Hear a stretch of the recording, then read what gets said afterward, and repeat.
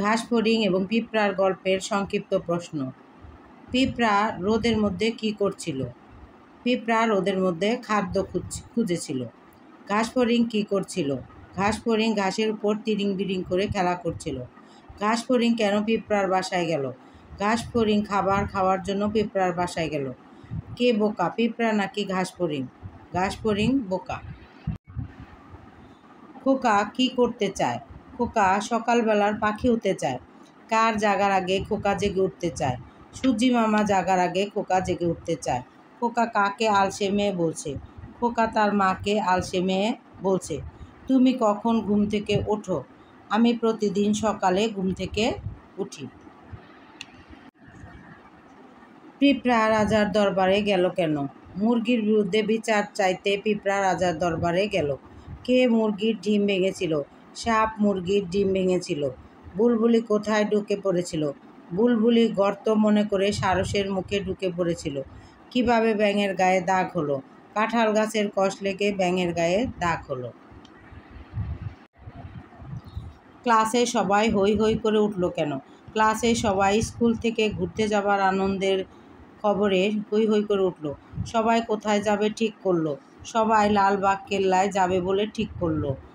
আপা কী কী জিনিস সাথে নিতে বললেন? আপা সাথে পানি, কলম ও নোটবুক নিতে বললেন। রাজুকে সবার নাম লিখে রাখার দায়িত্ব দেওয়া হয়েছিল কেন? কেউ যাতে বাদ না পড়ে সেজন্য রাজুকে সবার নাম লিখে রাখার দায়িত্ব দেওয়া হলো। কাকে সবার নাম লিখে রাখার দায়িত্ব দেওয়া হয়েছিল? রাজুকে সবার নাম লিখে রাখার দায়িত্ব দেওয়া হয়েছিল। গ্রামের প্রকৃতি তিথির কেমন লাগে? গ্রামের প্রকৃতি তিথির খুব ভালো লাগে। নৌকায় করে তিথিরা কোথায় গেল? নৌকায় করে তিথিরা বালুচরে গেল। নাদের চাচার ঝুড়িতে কী কী মাছ ছিল? নাদের চাচার ঝুড়িতে পাবদা, পুঁটি আর একটা মাঝারি আকারের বোয়াল মাছ ছিল।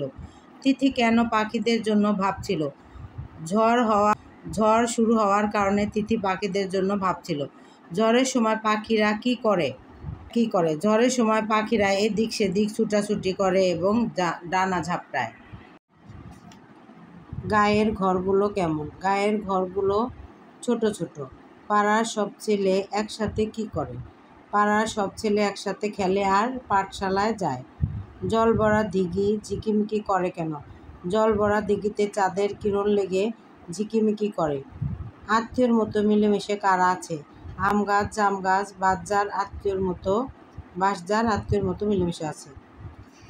তো দেখো প্রিয় শিক্ষার্থী, তোমাদের বাংলা বইয়ের এই প্রশ্নগুলো থেকে সবগুলো প্রশ্ন আমি একত্রে দিয়ে দিলাম। এগুলো থেকে তোমাদের সংক্ষিপ্ত প্রশ্ন এবং রচনামূলক প্রশ্ন সবগুলোই এখান থেকেই থাকবে। তো তোমরা এগুলো ভালো করে পড়ে নেবে।